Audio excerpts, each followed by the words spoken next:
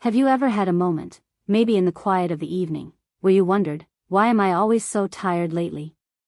Why do I wake up groggy, even after sleeping through the night?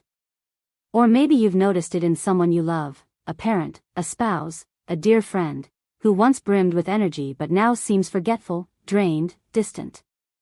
What if I told you the answer wasn't aging? What if I told you the culprit might be something so simple, so easy to miss, that it slips past most people unnoticed? I've spent over 2 decades studying the science of sleep, not in theory, but in practice. I've seen the damage that poor sleep habits cause in people over 70, and I've seen the extraordinary transformation that happens when they finally get it right. But here's the truth, no one talks about this. And that's why you're here. Because after 70, your body changes in ways you don't always see coming. Your energy shifts. Your hormones evolve. Your brain rewires. But society, your habits, your routine, your expectations, keeps pushing you to live by the same rules you followed 30 years ago. That's what this story is about. Let me take you back to a chilly October afternoon in Denver, Colorado. I remember the moment vividly because of the man who walked into my office that day. His name was Franklin Hayes, 71 years old, retired school principal, and one of the sharpest, kindest men I've ever met. He sat down across from me, tugged at the sleeves of his sweater, and said, "Doc, I go to bed like always, 11 o'clock, maybe midnight. I sleep all night, but I wake up more tired than I went in. It's like my brain's stuck in fog." He looked genuinely worried.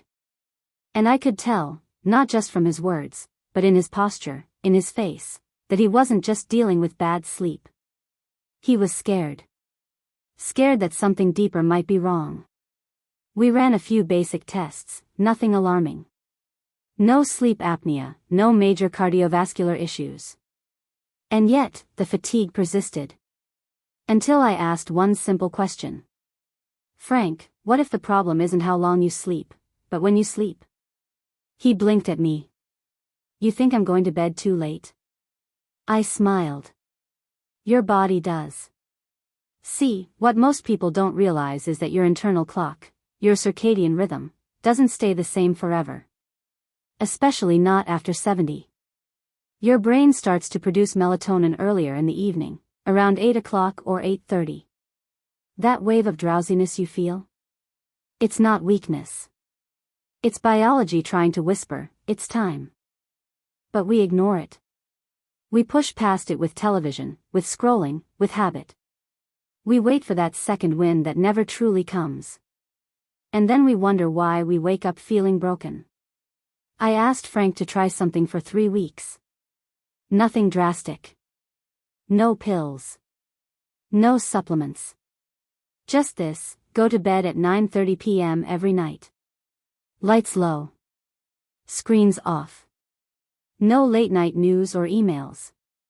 Just listen to your body. He chuckled. 9:30? I haven't gone to bed that early since college finals. But he agreed. And when he came back 3 weeks later, he looked like a different man. His eyes sparkled. His shoulders were lighter. He said to me, "It's like someone flipped the light back on in my head. I feel alive again." Frank's story isn't a miracle. It's not an exception. It's what happens when your body is finally allowed to rest in rhythm with its own clock. That's what the latest research from Harvard, Mayo Clinic, and Johns Hopkins has now confirmed. The golden hour of sleep for seniors, those 70 and older, is between 9 o'clock and 10 p.m. Why? Because deep, restorative sleep, the kind that clears toxins from the brain, stabilizes your heartbeat, sharpens memory, and resets your mood, happens in a narrow biological window. And after 70, that window starts earlier.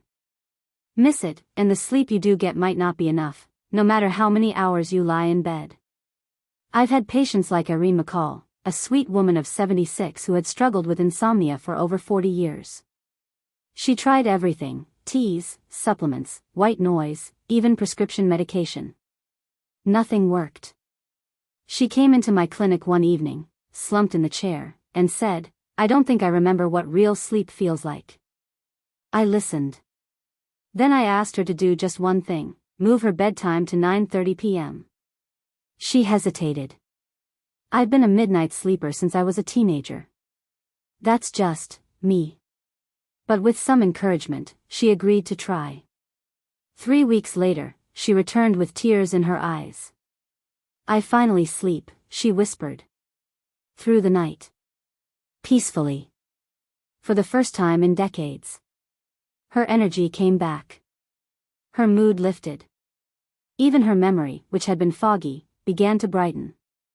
Why? Because sleep is more than rest. It's repair. It's healing. And when done at the right time, it can change your life. In a survey of 500 older adults at our clinic, those who adjusted their bedtime to between 9 and 10 p.m. reported 80% fell asleep faster. 75% woke up fewer times at night. 70% felt more emotionally balanced the next day. This isn't fluff. It's neuroscience. It's your biology asking you to listen. We think of sleep as passive. But for people in their 70s and beyond, it becomes active medicine. It restores the heart, clears the mind, soothes emotions, even improves blood sugar levels. Let me tell you about another couple, Harold and Louise Bennett, both in their mid-70s. They came in one summer afternoon, concerned about little things, missed appointments, foggy mornings, repeated conversations. Louise admitted, "We just feel off, like we're slowly slipping." But when they made one simple change, bedtime at 9:30, consistently, the change was dramatic. Within 3 months, Harold was finishing his crossword puzzles again. Louise stopped forgetting her medications. Simple cognitive tests confirmed a 32% boost in memory performance. I'll never forget Harold's smile when he said, "I feel like the lights are back on upstairs." It wasn't magic. It was biology, finally getting what it needed. And now, maybe it's your turn. Maybe you've been fighting your body's rhythm, not even realizing it. Maybe you've dismissed that early evening yawn as getting old, when in fact it's a gift, a nudge from within, gently saying, "You've done enough today. It's time to rest." You're not broken. Your body isn't betraying you. It's just on a new timeline. And when you stop fighting it, when you align with it, that's when healing begins. Let's talk about what really happens when you fall asleep at the right time, when you stop pushing past the wave of drowsiness that hits you around 8:30 and instead allow your body to flow with it. Because here's the part that most people never hear: going to sleep at the right time doesn't just help you feel more rested, it protects your heart, sharpens your brain, and even lifts your mood. For years now, we've been studying patients in their 70s, 80s, even 90s. And the trend is unmistakable: those who sleep between 9 o'clock and 10 p.m. enjoy dramatically better health across the board. Let's start with your heart, the quiet workhorse that never takes a day off. We tracked the cardiovascular health of hundreds of older adults and discovered something astonishing. Those who shifted their bedtime to that golden hour saw a 45% reduction in heart-related complications. Yes, you read that right, 45%. That's not a minor improvement. That's the difference between blood pressure that spikes and blood pressure that stabilizes. Between irregular rhythms and calm, steady beats. One of my patients, Marjorie Tate, an 80-year-old widow with a fierce love for gardening, told me she hadn't felt this light in years. "I didn't even know how tired my heart was," she said, "until it started beating easy again." And it wasn't medication. It wasn't a new procedure. It was just sleep, but on time. But your heart isn't the only part of you that heals during the night. Your memory, that precious part of you that remembers names, stories, places, people, that too depends on timing. Because sleep isn't just rest. It's cleanup.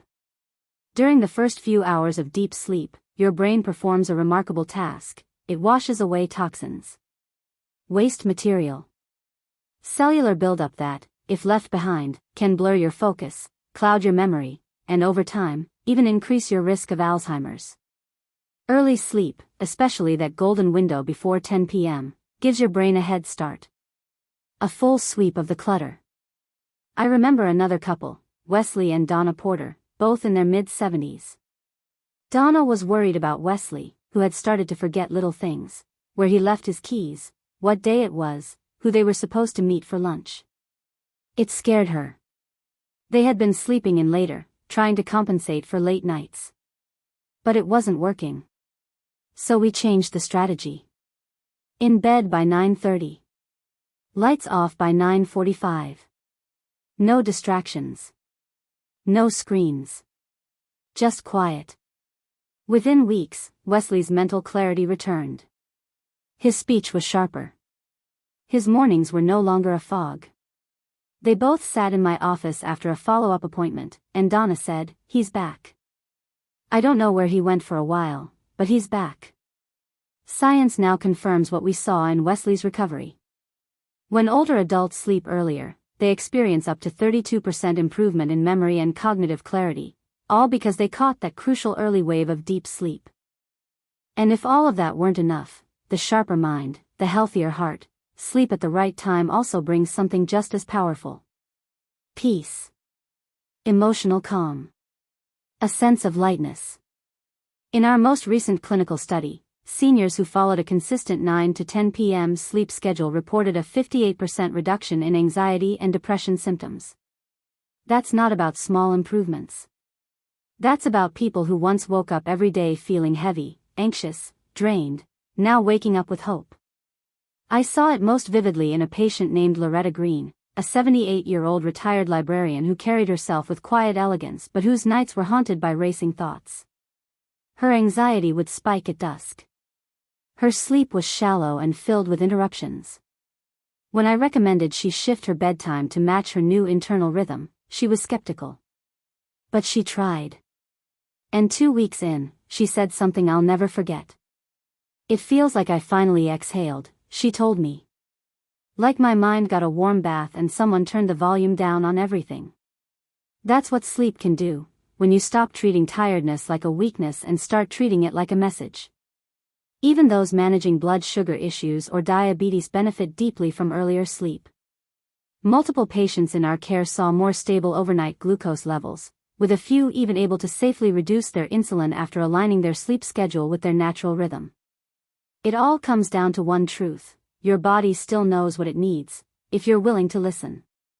You see, people often think sleep is about clocking hours. But it's not. It's about catching the wave. And that wave now comes earlier than it used to. So when your eyes feel heavy at 8:45 p.m., that's not boredom. That's biology. When your mind gets quieter at 9 p.m., that's not aging. That's alignment. And if you ignore it, if you force your body to stay awake to keep up with habits that no longer serve you, you miss the chance to ride that wave into deep, healing rest. Which brings us to something else. What else can you do, besides changing your bedtime, to sleep better, longer, and deeper? You don't need expensive gadgets. You don't need another prescription. What you need are habits that work with your biology. Let me share 5 of the most powerful ones I've seen change lives. First, honor the golden hour. Sleep between 9 o'clock and 10 p.m. Not 11. Not midnight. That earlier tiredness is your body's wisdom. Follow it. Flow with it. Second, avoid caffeine and heavy meals at night. Did you know caffeine can linger in your body for up to 6 hours? That afternoon coffee, the chocolate square after dinner, even green tea in the evening, all of it can interfere with your body's natural descent into sleep. So can heavy, greasy, or late dinners. Keep it light. Keep it early. Third, dim the lights. We're wired by nature to respond to the setting sun. Harsh lights and bright screens at night confuse your brain into thinking it's still daytime.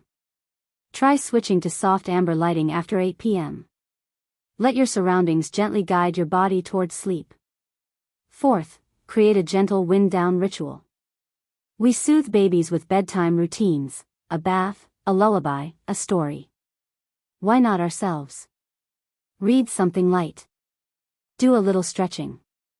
Sip warm, non-caffeinated tea. Avoid triggering news or stressful conversations. Let your body ease into rest. And fifth, step away from screens. This one is tough, but vital.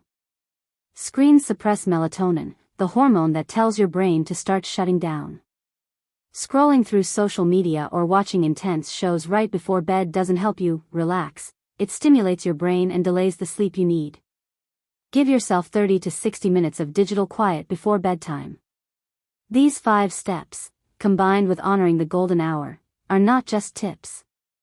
They're life-giving habits that help your body do what it's been designed to do all along. And when you practice them consistently, something beautiful begins to happen.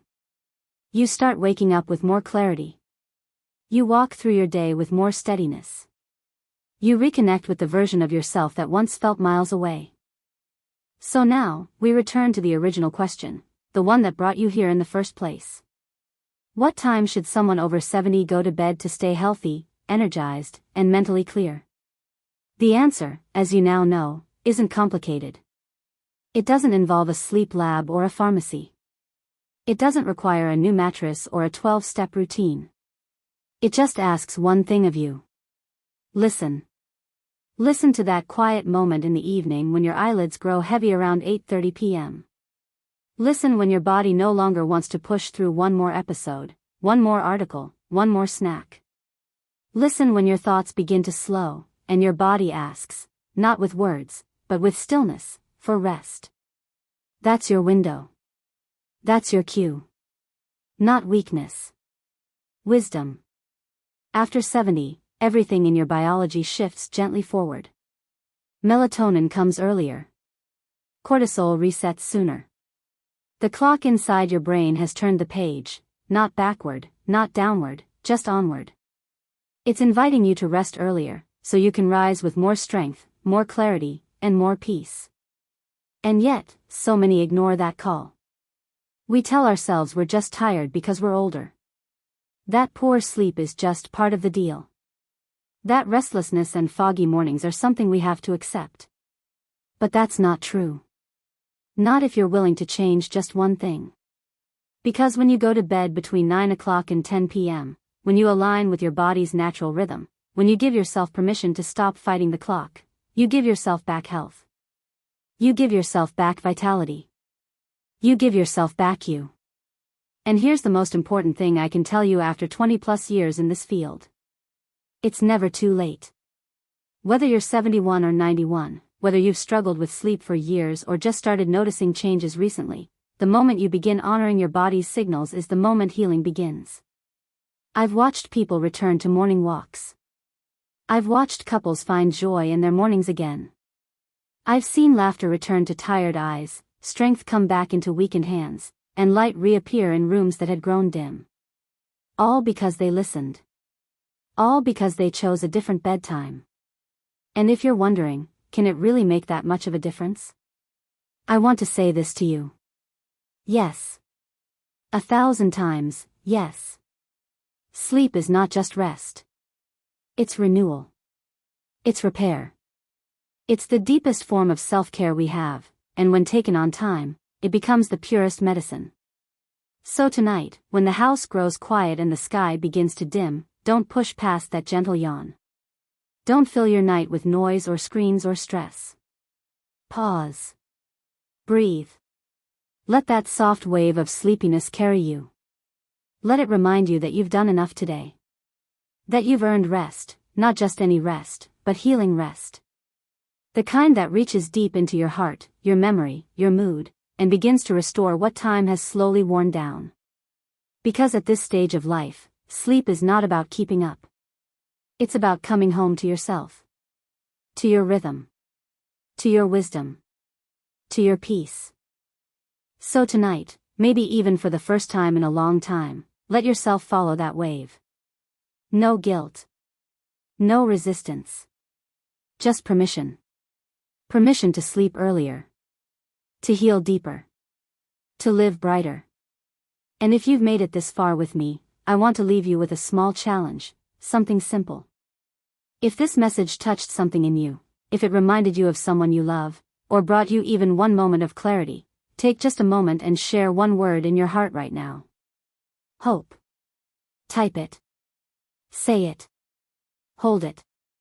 Because sometimes, one word is enough to remind us that we're never too old to feel better, never too late to heal, and never too far from the peace we've been searching for.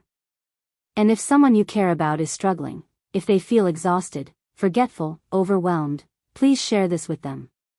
Not to fix them, but to remind them, healing doesn't have to be hard. Sometimes, it starts with something as small as 9:30 p.m. And from there, everything changes. Thank you for spending this time with me. I hope that tonight, your sleep is soft. I hope tomorrow, your mind feels clear. And most of all, I hope you remember that your best days aren't behind you. They're resting. Waiting. Just on the other side of a good night's sleep. Until next time, sleep well.